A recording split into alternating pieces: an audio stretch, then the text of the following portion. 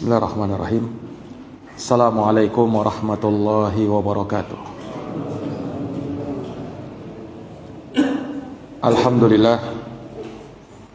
Alhamdulillahi rabbil alamin. Wa bihi nasta'inu ala umuri dunya waddin. Ashhadu an la ilaha illallah wahdahu la syarika lah, ilahul awwalin wal akhirin. Wa ashhadu anna Muhammadan abduhu wa rasuluh as-sadiqul amin, sallallahu alaihi wa ala alihi wa sahbihi wa man tabi'ahum bi ihsanin ila yaumiddin wa sallama tasliman katsira. Subhanaka la ilma lana illa ma 'allamtana innaka antal alimul hakim. Allahumma 'allimna ma yanfa'una wanfa'na bima 'allamtana wa zidna ilman ya arhamar rahimin. Rabbi syrah li sadri wa yassir li amri wahlul 'uqdatan min lisani yafqahu qawli. Amma ba'd. Ma'asyiral muslimin wal muslimat, hadirin wal hadirat, Bapak Ibu dan saudara-saudari jamaah salat maghrib yang dirahmati dan dimuliakan oleh Allah. Alhamdulillah, bersyukur kita kepada Allah Subhanahu wa ta'ala atas nikmat dan rahmat yang Allah berikan kepada kita. Teriring salawat beserta salam semoga senantiasa tercurahkan dan terkirimkan kepada junjungan kita Nabi Agung Nabi Besar Muhammad sallallahu alaihi wasallam, kepada keluarganya, sahabat-sahabatnya, serta umatnya yang senantiasa meniti jalannya sampai hari kiamat. Hadirin jamaah salat maghrib yang dirahmati oleh Allah, pada malam ini kembali dengan taufik dari Allah Subhanahu wa ta'ala kita dapat melanjutkan pembahasan dari kitab Umdatul Ahkam min kalami khairil anam, karya al-Imam Abdul Ghani bin Abdul Wahid al-Maqdisi rahimahullahu ta'ala. Dan ini adalah pertemuan kita yang kelima dalam pembahasan ini, dan kita insyaallah akan selesaikan pembahasan berkaitan dengan hukum-hukum seputar sholat Jumat. Terakhir kita singgung hadis Abu Hurairah radhiyallahu anhu tentang keutamaan orang yang menghadiri sholat Jumat di awal waktu, di mana dalam hadis tersebut Rasul menyebutkan siapa yang mandi di hari Jumat kemudian dia pergi di waktu yang pertama, maka seakan-akan dia berkorban dengan seekor onta. Dan siapa yang pergi di waktu yang kedua, seakan-akan dia berkorban dengan seekor sapi. Kemudian yang pergi di waktu yang ketiga, seakan-akan dia berkorban dengan seekor kambing yang bertanduk. Lalu siapa yang pergi di waktu yang keempat, seakan-akan dia berkorban dengan seekor ayam, ya. Kemudian siapa yang pergi pada waktu yang kelima, maka seakan-akan dia berkorban dengan sebutir telur. Fa idza kharajal imam, kemudian apabila imam telah keluar untuk menyampaikan khutbahnya, wa hadaratil malaikah, dan para malaikat telah hadir, yastami'una dzikra, untuk mendengarkan khutbah. Ini keutamaan orang yang menghadiri Jumatan di awal waktu. Dan yang dimaksud oleh Nabi di dalam hadis yang mulia ini, ada waktu pertama, waktu kedua, waktu ketiga, waktu keempat, dan waktu kelima. Ini berkaitan dengan waktu awal seseorang itu menghadiri sholat Jumat. Jadi waktu awal sampai waktu tibanya sholat Jumat. Dan itu para hadirin yang dirahmati oleh Allah, ya, bermula dari terbitnya matahari. Sebagian ulama ada yang memandang mulai dari terbitnya fajar, ya, sampai sebelum masuk waktu zuhur. Maka kalau ingin menghitung waktu pertama, waktu kedua, waktu ketiga, waktu keempat, waktu kelima, maka dari terbitnya matahari sampai waktu zawal atau awal waktu zuhur itu dibagi 5. Nah, itu dibagi 5. Maka kita akan dapatkan awal waktu, waktu kedua, waktu ketiga, keempat dan kelima. Nah, dan ini semua sekali lagi menunjukkan keutamaan seseorang yang menghadiri Jumatan di awal waktu. Kemudian juga kita bisa melihat bagaimana ternyata para malaikat pun hadir untuk sholat Jumat. Para malaikat, mereka adalah makhluk Allah Subhanahu wa taala juga, yang mereka sama seperti kita. Mereka beribadah kepada Allah Subhanahu wa taala. Bahkan para malaikat itu makhluk yang paling taat. Ada malaikat yang Allah ciptakan, semenjak dia diciptakan kerjaannya sujud saja kepada Allah. Ada malaikat, kata Nabi, yang Allah ciptakan semenjak dia diciptakan kerjaannya ruku saja kepada Allah. Dan itu tiada henti mereka lakukan. Karena sebagaimana yang Allah sifatkan para malaikat itu, ya, mereka selalu mengerjakan apa yang diperintahkan kepada mereka dan selalu konsisten untuk selalu mengerjakan apa yang dititahkan kepada mereka. Nah, ini para malaikat. Dan para malaikat itu mereka datang dan berada di pintu-pintu masjid. Tugasnya mereka mencatat orang-orang yang datang di awal-awal Jumat. Terus mereka catat hingga sampai imam datang untuk menyampaikan khutbahnya, maka mereka pun menutup buku mereka karena mereka pun ingin mendengarkan khutbah.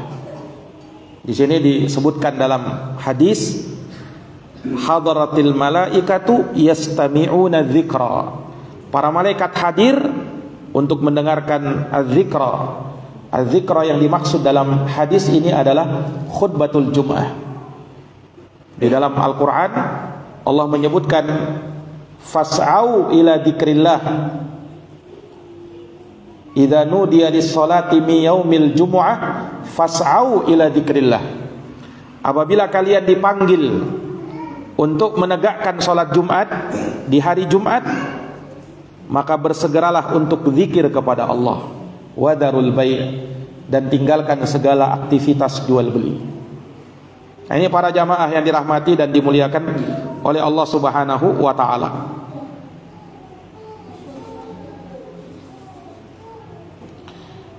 Dan hadis ini menunjukkan kepada kita juga bahwa siapa yang datang, ya, pada saat imam sudah menyampaikan khutbahnya, maka dia akan luput mendapatkan keutamaan tadi. Dia akan luput mendapatkan keutamaan sebagaimana disebut oleh Nabi, seperti berkorban dengan onta, sapi, kambing, ayam, telur. Dia akan luput dari itu. Sebab pada saat imam sudah menyampaikan khutbahnya, para malaikat menutup buku catatannya. Mereka khusyuk untuk mendengarkan khutbah khatib yang sedang menyampaikan khutbahnya. Ini para jamaah yang dirahmati oleh Allah. Maka ini keutamaan khutbah Jumat yang dihadiri oleh para malaikat, yang para malaikat pun menyimak khutbah tersebut. Dan juga sekaligus keutamaan salat Jumat, di mana Allah Subhanahu wa taala menugaskan beberapa para malaikat untuk berjaga-jaga di pintu masjid untuk mencatat siapa yang pertama-tama datang untuk menghadiri Jumatan. Para hadirin yang dirahmati oleh Allah, kemudian para ulama membahas beberapa permasalahan berkaitan dengan para musafirin. Walaupun sudah pernah kita singgung, ya, orang-orang yang safar, apakah ada Jumatan untuk mereka? Maka qaulu amati ahlil ilm, pendapat kebanyakan para ulama, laisa alaihi jum'ah, bahwa tidak ada jumatan bagi seorang yang musafir. Bahkan Imam Ibnu Abdul Bar rahimahullahu taala menukil ijma', kesepakatan para ulama bahwa tidak ada jumatan bagi musafir, orang yang sedang dalam perjalanan safarnya. Nah, itu dinukilkan ijma' para ulama. Kenapa? Dalil para ulama ini karena Nabi SAW beliau sangat sering mengadakan safar perjalanan, dan tidak pernah ada nukilan hadis yang menyebutkan bahwa Nabi melaksanakan sholat Jumat dalam safarnya. Bahkan dalam Hajjatul Wada ini haji perpisahannya Nabi, ketika Nabi berada di Masjid Namirah di hari Jumat, Nabi tidak melaksanakan sholat Jumat karena beliau lagi safar, ya.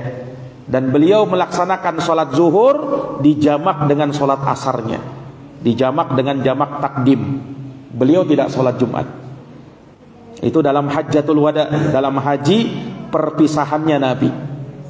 Nah, ini para hadirin yang dirahmati dan dimuliakan oleh Allah Subhanahu wa taala. Hanya saja kata ulama, kalau para musafirin, orang yang safar ini, mereka singgah di suatu tempat, di suatu wilayah, singgah di suatu daerah, transit di suatu tempat, kemudian mendapati sholat Jumat ditegakkan oleh orang-orang yang ada di negeri tersebut, orang-orang yang ada di kota tersebut, di wilayah tersebut, maka apakah boleh dia ikut sholat Jumatan bersama mereka? Jawabnya boleh. Hal tersebut diperbolehkan, ya, karena dia mengikuti Jumatan bersama ahlul balad, bersama orang yang tinggal di kota tersebut, di wilayah tersebut yang mereka memang diwajibkan untuk menegakkan sholat Jumat. Yang dibahas oleh para ulama, tidak ada Jumatan bagi para musafirin, yakni mereka yang sedang mengadakan perjalanan, mungkin berombongan, ya, mereka sedang mengadakan perjalanan, ya, tidak ada bagi mereka ini, meskipun mereka banyak jumlahnya, ya, tidak ada Jumatan bagi mereka. Yang ada adalah sholat zuhur, ya. Ini berbeda keadaannya kalau mereka singgah di suatu tempat di hari Jumat. Misalnya kita lagi safar perjalanan, Pak, kemudian kita singgah di hari Jumat, orang sedang mengadakan sholat Jumat, maka boleh kita menghadirinya. Adapun kalau kita misalnya jalan rombongan, ya, kemudian tiba waktu Jumat, apakah kita melaksanakan sholat Jumat? Jawabnya tidak.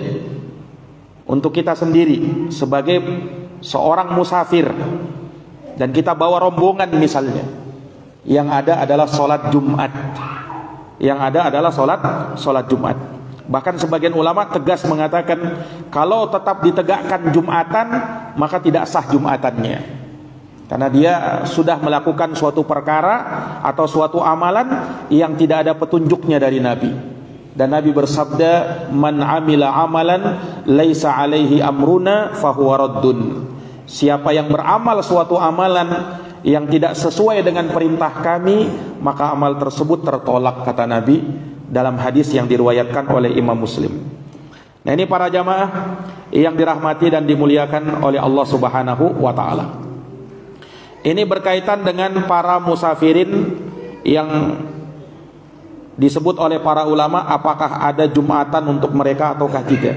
Rinciannya sudah kita jelaskan tadi. Kemudian hadis berikutnya disebutkan oleh Al-Imam Abdul Ghani rahimahullahu ta'ala, diterima dari sahabat yang bernama Salamah ibnul Aqwa radhiyallahu ta'ala.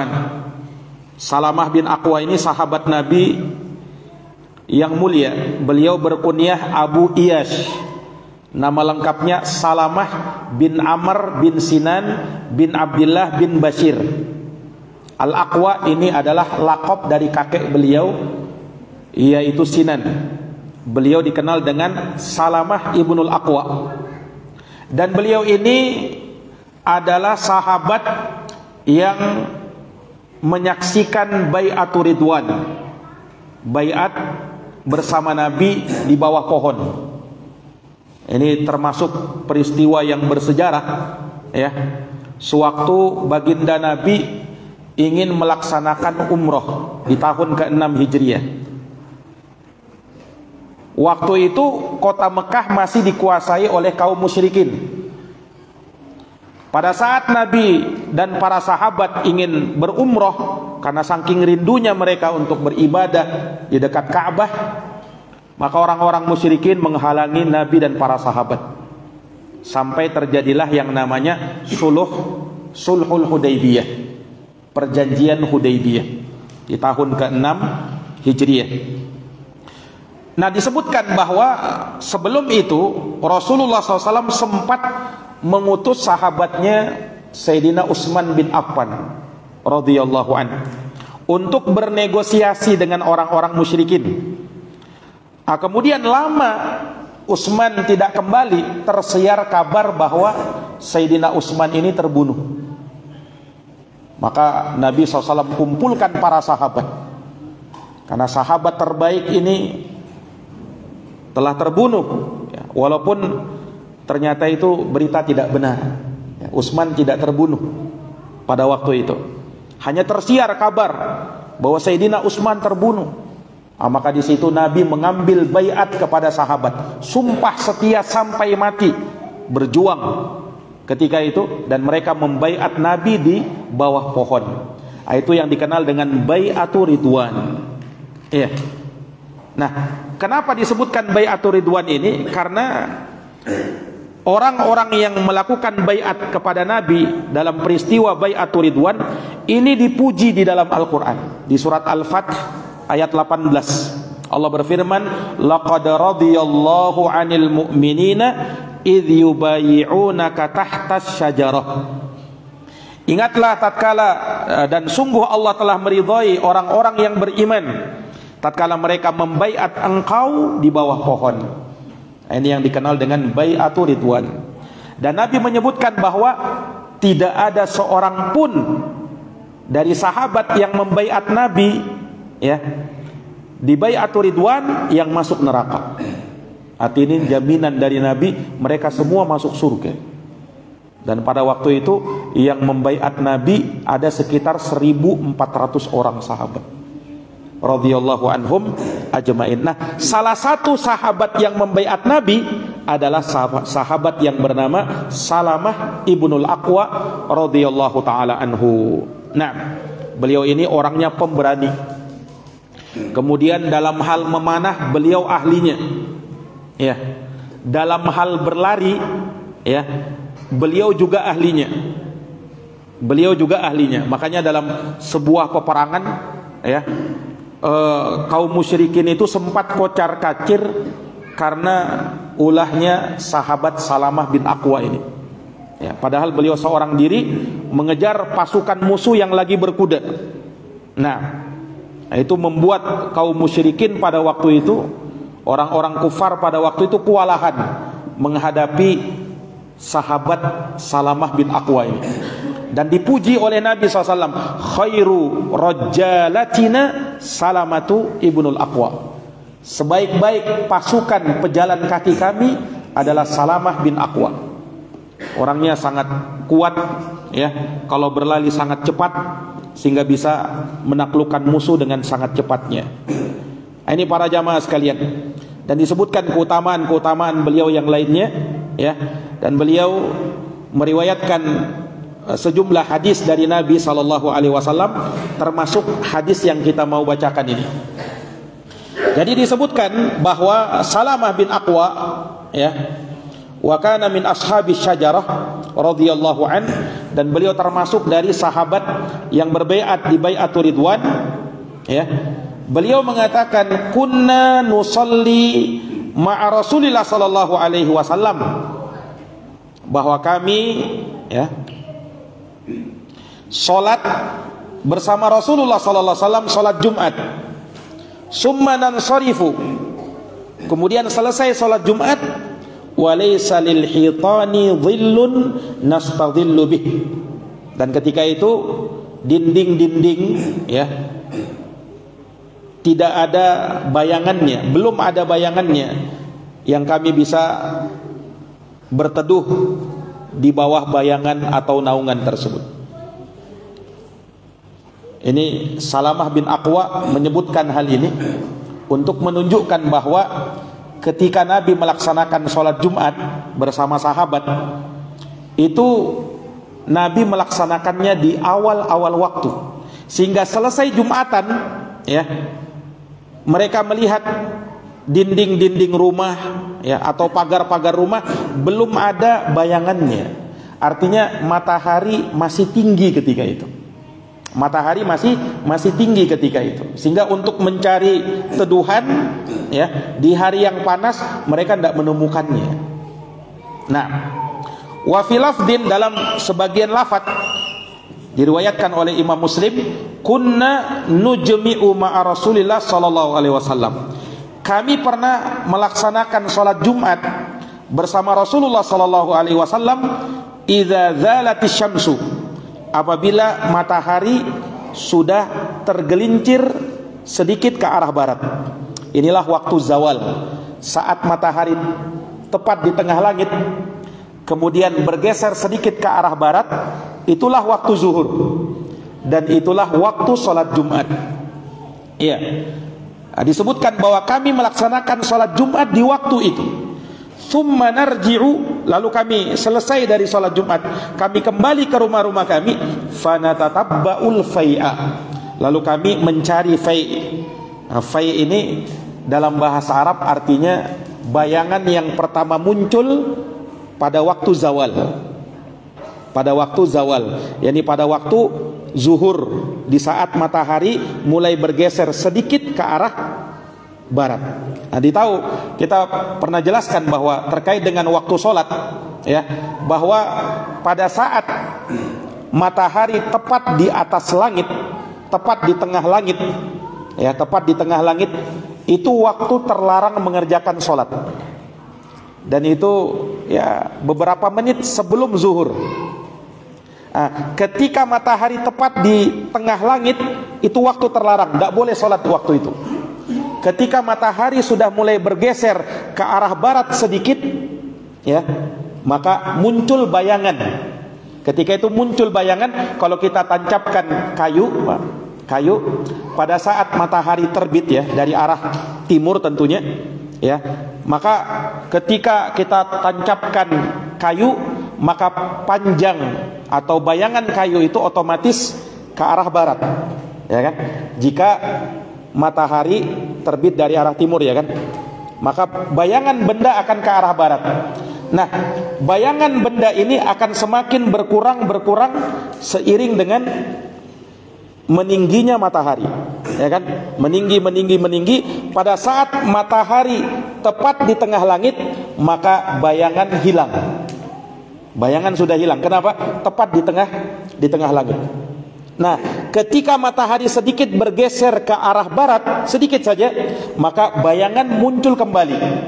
Kira-kira bayangan muncul kemana? Ke arah timur. Nah, muncul bayangan ke arah timur. Itulah waktu zuhur, Pak. Itulah waktu zuhur. Jadi kalau mau menentukan waktu zuhur itu begitu.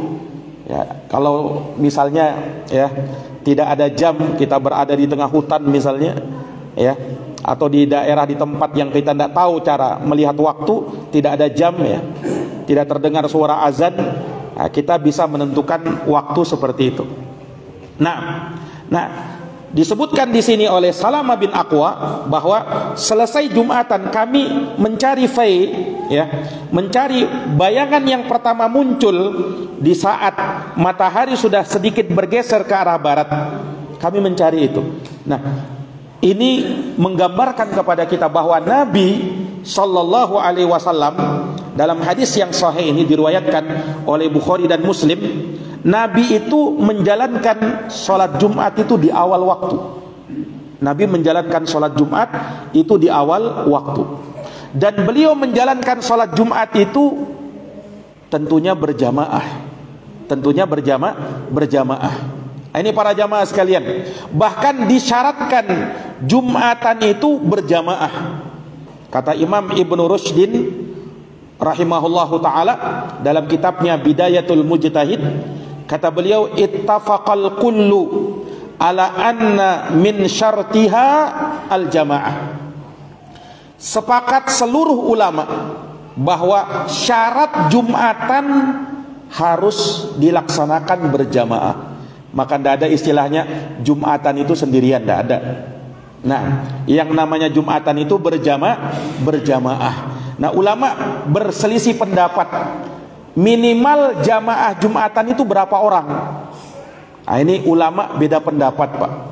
Sebagian ulama ada yang mengatakan pokoknya kalau sudah berjamaah, ya, meskipun satu orang maka sudah sah Jumatannya.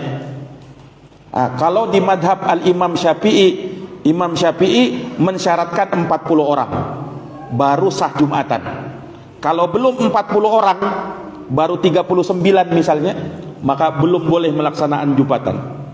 Kalau misalnya jamaah baru 39 orang, karena kurang satu, Pak. Ya, kurang satu. Nah, kalau sudah 40 baru boleh menurut madhab al-Imam Asy-Syafi'i. Nah, ini para jamaah sekalian, intinya mesti berjamaah. Tidak sah kalau dilakukan tidak berjamaah. Dan ini disebutkan oleh Nabi SAW. Ya, kata Nabi, al-jumu'atu haqqun wajibun ala kulli muslim fi jama'atin. Kata Nabi, Jumatan itu adalah hak yang wajib atas setiap muslim yang dilakukan secara berjamaah. Yang dilakukan secara apa? Secara berjamaah. Ini diantara faedah yang kita bisa ambil dari hadits ini. Kemudian juga hadits ini menjelaskan kepada kita jamaah sekalian, ya, terkait dengan waktu sholat Jumat. Ulama beda pendapat, Pak, tentang waktu sholat Jumat ini. Berdasarkan hadis Salamah bin Aqwa ini, ya, ada yang mengatakan, ada yang berpendapat sholat Jumat itu boleh dilakukan sebelum waktu zuhur. Ini pendapat sebagian ulama. Sebelum zuhur boleh dilakukan sholat Jumatan katanya. Kenapa? Karena zahir hadis Salamah bin Aqwa, bayangkan mereka selesai Jumatan, kemudian mereka masih mencari bayangan yang pertama muncul tadi di waktu zawal. Berarti itu kan awal waktu zuhur itu. Nah, kemudian di lafaz yang sebelumnya dikatakan kami selesai dari sholat Jumat sementara bayangan belum muncul, bayangan pagar-pagar itu belum muncul. Berarti matahari masih berada di tengah-tengah langit. Ya. Nah, ini para jamaah sekalian. Nah, menurut sebagian ulama ini menunjukkan bahwa boleh melaksanakan sholat Jumat sebelum zuhur. Ini pendapat pertama. Ya, pendapat yang kedua, dan ini pendapat mayoritas ulama dari kalangan sahabat dan tabi'in, bahwa waktu sholat Jumat adalah sama dengan awal waktu sholat zuhur. Ini pendapat mayoritas ulama. Tidak boleh sebelum itu. Ya, tidak boleh sebelum waktu zuhur. Ya, kalau waktu zuhur misalnya jam 12:10, kalau dengan hitungan jam, ya, maka waktu Jumatan juga segitu. Tidak ada perbedaan antara waktu zuhur dengan waktu Jumatan, sama persis. Nah, ini pendapat mayoritas para ulama. Pendapat mayoritas para ulama dari kalangan sahabat dan tabi'in. Dan ini pula yang disebut oleh Imam An-Nawawi rahimahullahu ta'ala, yaitu ulama besar dari madhab Syafi'i. Ulama besar dari madhab Syafi'i. Karena Nabi SAW itu melaksanakan sholat Jumat, disebutkan dalam riwayat Bukhari, hina tamilu syamsu, ketika matahari sudah mulai bergeser sedikit ke arah barat, waktu awal zuhur. Dan itu dalam hadis Salamah bin Aqwa juga. Nah, ini para jamaah yang dirahmati dan dimuliakan oleh Allah Subhanahu wa taala. Maka itu yang lebih tepat dari pendapat para ulama terkait dengan permasalahan ini. Nah, para hadirin yang dirahmati oleh Allah, kemudian permasalahan berikutnya terkait dengan hadits ini, ya, dan apa yang disebutkan oleh para ulama terkait dengan orang yang masbuk dari sholat Jumat? Kapan dia mendapatkan sholat Jumat dan kapan dia dikatakan tertinggal dari sholat Jumat? Ya, kapan dia dikatakan dapat sholat Jumat? Kapan dia dikatakan tertinggal sudah dari sholat Jumat sehingga kewajiban dia bukan sholat Jumat lagi tapi sholat zuhur?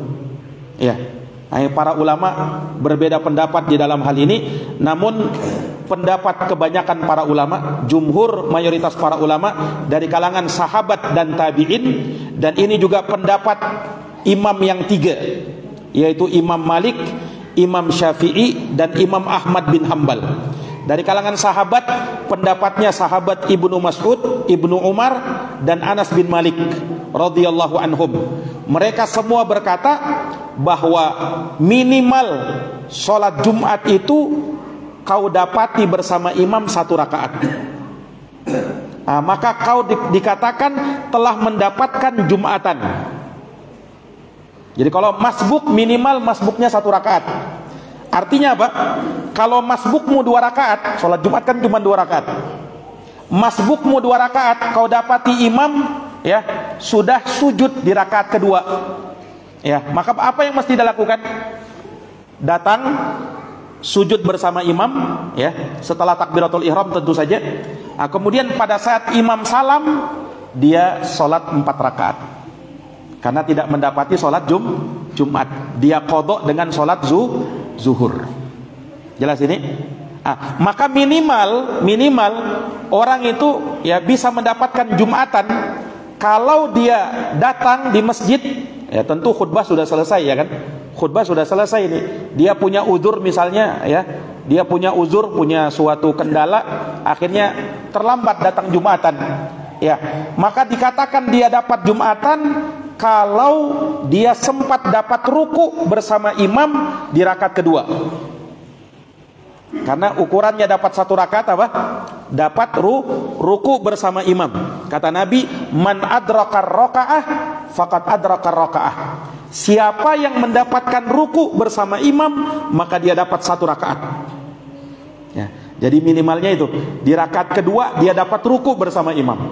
Kalau imam sudah i'tidal, sami Allahu liman hamidah, di rakaat kedua alamat tidak dapat. Alamat tidak dapat. Dia tetap ikut saja berjamaah. Ya, nanti imam salam, dia apa? Dia sholat zuhur. Jadi niatnya itu takbiratul ihramnya, niatnya sholat zuhur sudah. Karena tidak dapat apa? Tidak dapat jamaah. Jelas ini?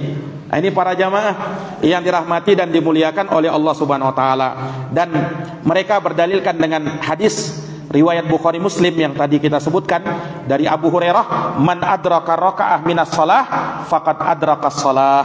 Barang siapa yang mendapatkan 1 rakaat dalam salat, maka dia dapatkan salat itu. Berarti kalau dia tidak dapatkan 1 rakaat, berarti tidak dapat. Jelas ini? Ini para hadirin yang dirahmati oleh Allah, dan otomatis ketika dia tidak dapat Jumatan, maka langsung dia qadha salat apa? Zuhur. Jangan sholat Jumat lagi. Karena tidak ada sholat Jumat sendirian. Ya kan? Tidak ada sholat Jumat apa? Sendirian. Sholat Jumat itu berjamaah. Ya, sholat Jumat itu berjamaah. Ini para hadirin yang dirahmati dan dimuliakan oleh Allah Subhanahu wa taala. Dan tidak seperti sholat fardu ya. Kalau sholat fardu misalnya kan, kita terlambat sholat fardu ini. Sholat fardu terlambat, sholat maghrib misalnya terlambat.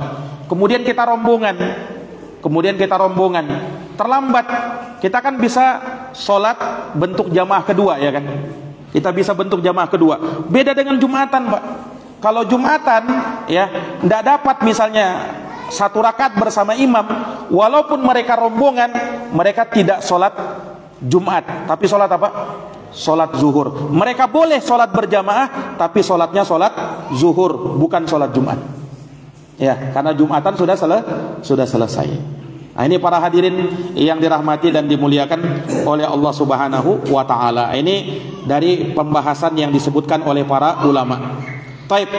Kemudian jamaah sekalian, Al-Imam Ibnul Mundir ini menguatkan apa yang tadi kita sebutkan. Imam Ibnul Mundir mengatakan, ajma'a ahlul ilm, sepakat para ulama, ala anna man fatathul jum'atu, siapa yang luput dari sholat Jumat, minal mukimina, dari orang-orang yang mukim, ayyusalliya arba'an, maka dia sholatnya 4 rakaat, sholat zuhur. Sepakat ulama itu. Siapa yang luput Jumatan, maka tidak ada kodok Jumatan, tidak ada. Yang ada apa? Sholat zuhur. Ya, yang ada sholat zuhur. Nah, ini para jamaah yang dirahmati oleh Allah. Dan ini juga dinyatakan oleh Imam Asy-Syirbini rahimahullahu taala, la tuqda idza fatat jum'atun. Kalau Jumatanmu sudah luput, maka tidak dikodok, kata beliau. Li'annahu lam yunqal, karena itu tidak pernah didapatkan dari sahabat mereka mengkodok Jumatan, tidak pernah. Bal tuqda zuhran bil ijma'. Bahkan kalau sudah luput Jumatan, maka dia kodoknya sholat zuhur. Ini berdasarkan ijma', kesepakatan para ulama.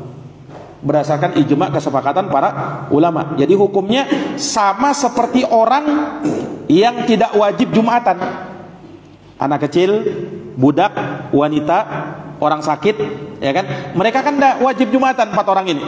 Ya, maka mereka sholatnya sholat zuhur.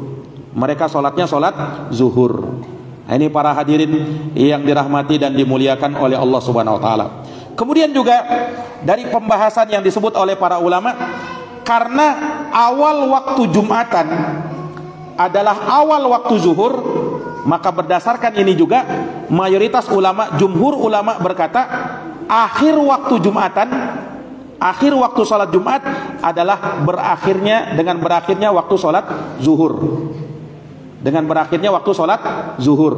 Kapan berakhirnya waktu sholat zuhur? Berakhirnya waktu sholat zuhur ketika bayangan benda semisal dengan bendanya. Ini kalau kita mengukur, ya, waktu orang-orang dulu, Pak, ya, mereka kan tidak punya jam. Nah, mereka mengukur dengan pergerakan matahari, ya, kemudian juga bayangan-bayangan benda. Nah, ketika bayangan benda semisal dengan bendanya, jadi kalau kita tancapkan benda 1 meter, kemudian bayangan benda juga 1 meter, nah itu akhir waktu sholat zuhur. Itu akhir waktu sholat zuhur. Nah, kalau kita sekarang mudah dengan jam, kita lihat dengan jam waktu yang sudah ditentukan itu oleh orang ahli, ya, orang yang ahli menentukan itu, maka kita bisa pakai waktu tersebut. Nah, ini para hadirin yang dirahmati dan dimuliakan oleh Allah Subhanahu wa taala. Baik. Kemudian jamaah sekalian, ini ada permasalahan lain, ya, terkait dengan kalau misalnya dia telat melaksanakan Jumatan dan dia laksanakan di akhir-akhir waktu, sudah mau selesai waktu zuhur, ya, Jumatannya begitu misalnya, ya, walaupun ini jarang terjadi. Nah, dan dia pas dapat 1 rakaat, maka selesailah waktu Jumatan, tapi baru dapat 1 rakaat ini. Nah, maka kata para ulama dalam hal ini tidak masalah, dia selesaikan saja. Dia tetap selesaikan, ya, tambah 1 rakaat untuk sholat Jumat, karena pada dasarnya dia telah mendapatkan waktu Jumatan, walaupun cuma 1 rakaat, dan walaupun waktu sholat Jumat sudah mau selesai. Ini jarang-jarang terjadi, karena yang kita sebutkan bahwa sholat Jumat itu dilaksanakan di awal-awal waktu, di awal-awal waktu. Nah, ya, dan kaum muslimin juga menjalankan pada hari ini hal yang demikian. Mereka melaksanakan sholat Jumat di awal waktu. Ya, saya kira tidak ada, ya, atau jarang terjadi, ya, kalaupun ada orang yang melaksanakan Jumatannya agak telat, ya, kecuali kalau khotibnya terlalu lama, misalnya khutbahnya, ya, sampai mau selesai waktu zuhur misalnya, ya. Nah, boleh jadi, ya. Ini para jamaah yang dirahmati oleh Allah Subhanahu wa taala. Ini berkaitan dengan permasalahan berikutnya. Kemudian, ya, terkait dengan orang yang punya uzur, Pak. Ada seseorang yang dia hadir Jumatan, dia dengarkan khutbah. Dia dengarkan apa? Khutbah. Ya, tiba-tiba, ya, dia, ya, mau buang hajat. Ya, tiba-tiba dia mau buang hajat. Nah, khutbah lagi sedang khatib lagi sedang berkhutbah, apakah boleh bagi dia untuk keluar? Nah, maka dalam hal ini kata para ulama ya, karena kondisinya lagi darurat, tidak mungkin dia berada dan bertahan di masjid, dia mesti keluar. Ya, sama kalau misalnya seseorang lagi ada sesuatu pada dirinya, mimisan misalnya, kalau dia bertahan di masjid nanti mengotori masjid, bisa mengotori masjid, ini bermudarat, ya kan? Dia mesti keluar ketika itu. Ya, intinya kalau dia punya hajat yang memaksa dia untuk keluar, maka dia boleh keluar. Ya, ini dikarenakan mendengarkan khutbah kan hukumnya wajib, Pak. Nah, tetapi karena ada alasan seperti itu, maka dia boleh untuk keluar. Nah, permasalahan kalau misalnya ada orang nih, dia hadir sholat Jumat, dia dengarkan khutbah Jumat, tiba-tiba ya dia pun mau buang hajat, dia keluar masjid, ya, maka dia pergi ke kamar kecil, setelah itu dia buang hajat, tapi agak lama, Pak. Agak lama. Nah, setelah itu dia datang setelah berwudu, ya. Kemudian dia dapati imam sudah selesai. Sudah selesai sholat. Apa yang mesti dia lakukan? Nah, apa yang mesti dia lakukan? Ini orang kan dapat sholat Jumat kan? Dapat khutbah Jumat. Cuman gara-gara ada hadas, ya, atau ada hajatnya yang mesti dia tuntaskan, ya. Tidak mungkin dia menahannya, ya, maka dia harus tuntaskan. Setelah tuntas, ketika datang ke masjid ternyata sholat Jumat sudah selesai. Maka kata para ulama, dalam hal ini mayoritas ulama dari jumhur ulama mengatakan dia sholatnya 4 rakaat, sholat zuhur, dan tidak ada dosa baginya karena dia beruzur, ya kan? Orang beruzur, ya, la yukallifullahu nafsan illa wus'aha. Allah tidak membebani seseorang kecuali sesuai dengan kemampuannya. Nah, yang terakhir hadis Abu Hurairah radhiyallahu anhu, kana Nabi sallallahu alaihi wasallam yaqra'u fi salatil fajri yaumal jum'ah alif lam mim tanzil as-sajadah wa hal ata alal insan. Dari hadits Abu Hurairah riwayat Bukhari Muslim, ya, kata Abu Hurairah bahwa Nabi sallallahu alaihi wasallam beliau sering sekali di salat subuh Jumat, ini di salat subuh di hari Jumat, beliau itu membaca di rakaat pertama alif lam mim tanzil, yaitu surat as-sajadah, dan di rakaat kedua hal ata alal insan, yaitu surat al-insan. Ini hadis menunjukkan kepada kita sunnahnya di hari Jumat, di subuh hari, ya, membaca 2 surat ini. Di rakaat pertama alif lam mim tanzil, yaitu surat as-sajadah, dan di rakaat kedua hal ata alal insan, surat al-insan. Kalau dia mampu membaca dua-duanya ini, maka dia baca dua-duanya ini. Itu sunnah baginda Nabi sallallahu alaihi wasallam khusus di hari Jumat. Dan pada waktu itu, di saat dia membaca surat as-sajadah, maka sebagian ulama mengatakan disunnahkan ketika melewati ayat sajadah, ya, maka dia sujud tilawah. Yang biasa dikerjakan oleh kaum muslimin di hari Jumat. Nah, ini para hadirin yang dirahmati oleh Allah, dengan ini selesai sudah pembahasan kita berkaitan dengan hukum-hukum seputar Jumatan. Walhamdulillah kita bisa menyelesaikannya dalam 5 pertemuan. Mudah-mudahan Allah memberikan kepada kita ilmu yang bermanfaat dari apa yang sudah kita pelajari, dan semoga Allah menjadikan kita mampu mengamalkan apa yang kita ketahui dari ilmu, ya, dan kita diistiqomahkan di atasnya, amin ya rabbal alamin. Kita tutup dengan doa kafaratul majlis. Subhanakallahumma wa bihamdik asyhadu an la ilaha illa anta astaghfiruka wa atubu ilaik. Assalamualaikum warahmatullahi wabarakatuh.